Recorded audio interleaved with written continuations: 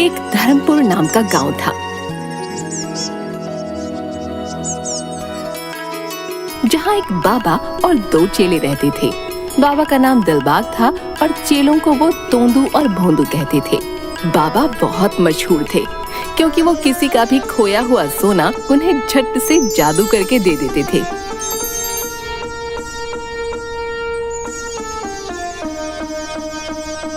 और उसके बदले थोड़ा बहुत दान ले लेते थे। इस वजह से उस गांव के लोग अपने सोने के खोने या उसके चोरी होने से निश्चिंत रहते थे।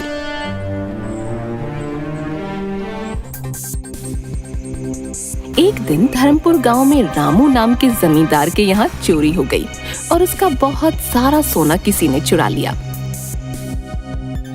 रामू जब सुबह उठा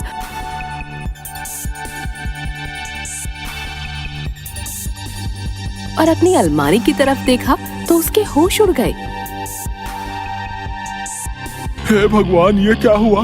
मेरी सारी मेहनत की कमाई कोई चुरा ले गया।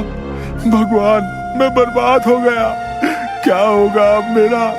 अरे भाग्यवान, उठो, देखो हम बर्बाद हो गए। इतना शोर सुनकर उसकी बीवी भी नींद से उठ गई।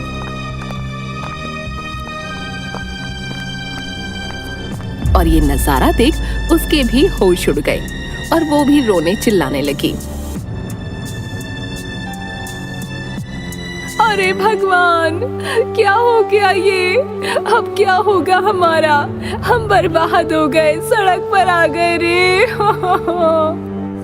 इतना शोर होने के बाद पड़ोसी घर में आए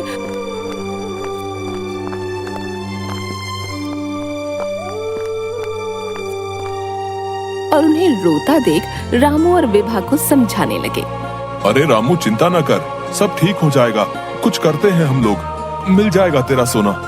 अरे हाँ रामू, कोई चिंता की बात नहीं है, तू शांत हो जा। लेकिन ये बता, ये सब हुआ कैसे?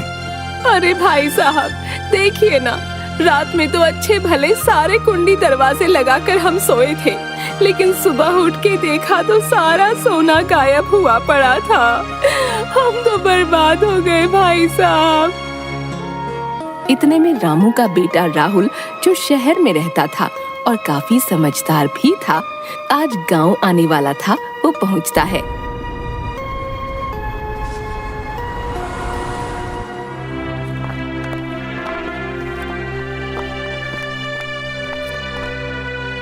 और घर में भीड़ देखकर घबरा जाता है। रामू की पत्नी अपने बेटे को दरवाजे से ही देख लेती है। अरे राहुल बेटा, देखना ये क्या हुआ? हमारा सोना सारा चोरी हो गया रे। अब तो हम बर्बाद हो गए बेटा। अरे माँ, ये कब हुआ? चिंता मत कर, हम पुलिस के पास जाते हैं। वो चोर को पकड़ लेंगे और हमें हमारा सोना मिल जाएगा। जल्दी चलो पिताजी। अरे राहुल बेटा, अब पुलिस के पास जाने की क्या जरूरत है, जब सारा सोना 1 मिनट में मिल जाएगा। हमारे दिलबाग बाबा के पास यही बरगद के पेड़ के नीचे बैठते हैं। वो जादू करके झट से सारा सोना लाकर दे देंगे। तू चल वहीं हमारे साथ, चल। क्या सच में? तो फिर चलो। और वैसे भी पुलिस का क्या भरोसा, कब मेरा सोना मुझे लौटाए और चोर को पकड़ भी पाए या नहीं। हाँ हाँ, चाहिए जी चाहिए, और लाइए हमारा सोना। अरे क्या जरूरत है, जब हम कानून के पास जा सकते हैं। और ऐसे बाबाओं का क्या भरोसा। और ये सब अंधभक्ति वाली बात हुई। पिताजी, आप मेरे साथ पुलिस स्टेशन चलिए। चुप कर, मुझे मेरा सोना चाहिए जल्द से जल्द। ये कोर्ट कचहरी के चक्कर में पड़ के मुझे मेरी मेहनत की कमाई गंवानी नहीं है। हाँ, लेकिन पिताजी। लेकिन कुछ नहीं, और मुझसे जबान मत लड़ा। ये सुनकर राहुल चुप होना ही ठीक समझता है और सब बाबा के पास पहुंचते हैं।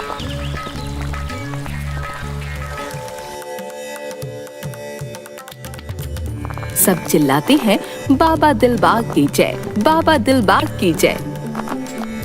अलख निरंजन, क्या हुआ पुत्र? बहुत परेशान लग रहे हो। मुझे अपनी परेशानी बताओ और समाधान पाओ मेरे पुत्र। बाबा दिलबाग, मेरे घर से कल रात मेरा सोना चोरी हो गया। मेरी मदद करिए बाबा, आप जो मांगेंगे मैं दूंगा। अरे चिंता न कर मेरे बच्चे, बस मुझे बता कि घर कहाँ है तेरा, और मैं तेरा सोना ला दूंगा। उसके बदले में मुझे 21,000 रुपए देने होंगे। बोल ठीक है? ठीक है बाबा जी, मैं वो बड़ी हवेली के पीछे रहता हूँ। बस आप मेरा सारा सोना ला दो, उसके बदले आप जो मांगोगे मैं दूंगा। ठीक है, रुक, अभी लाते हैं तेरा सोना। तोंदू भोंदू, गिराओ जादुई चद्दर और देखो बाबा का कमाल। जी बाबा जी, अभी मैं चद्दर गिराता हूँ। अले तोंदू, तू थोल, तद्दल मैं दिलाता हूँ। अरे तोंदू भोंदू, अभी तक जादुई चद्दर गिराई नहीं। भोंदू चद्दर गिराता है। बाबा जी हो गया था, अब आप अपना कमाल दिखाइए। हाँ, हुड़दंग कपाल कपाल कपाल, दिखा अपना कमाल कमाल कमाल। गीली गीली छू कपाल, गीली गीली छू। चद्दर गिरते ही बाबा झट से पेड़ के ऊपर से अपने एक चेले को भेज रामू की सोने की पोटली नीचे ले आते हैं। तभी चद्दर हट जाती है। सोने की पोटली देख रामू चिल्लाने लगता है। बाबा दिलबाग की जय, बाबा दिलबाग की जय। जय हो बाबा, जय हो। शुक्रिया बाबा, शुक्रिया। अलख निरंजन, लाओ बच्चे, अब मुझे 21,000 रुपए दे दो और ये लो अपना सोना, सुखी रहो। जय हो बाबा जी की जय हो, बाबा दिलबाग की जय। ये सब देखकर राहुल को शक होता है कि दाल में कुछ तो काला है, लेकिन वो चुप रहता है और अपने पिताजी के साथ वापस घर चला जाता है।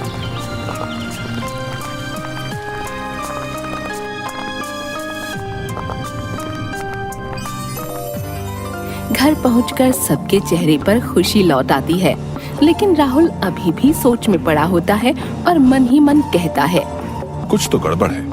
वो बाबा ऐसे कैसे सोना ला सकता है? मुझे पता लगाना ही होगा।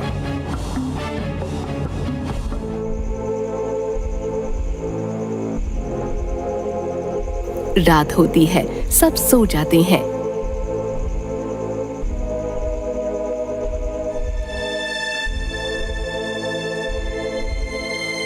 लेकिन राहुल के मन की जिज्ञासा नहीं जाती और वो अपने कमरे की खिड़की से चांद को देखने लगता है।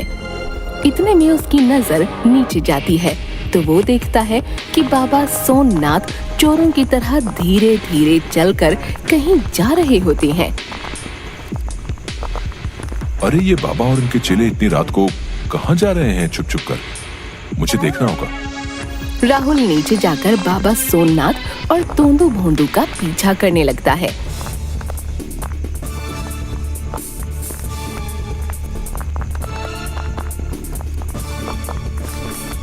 वो बाबा गांव के ही एक घर में चुपके से घुस जाते हैं।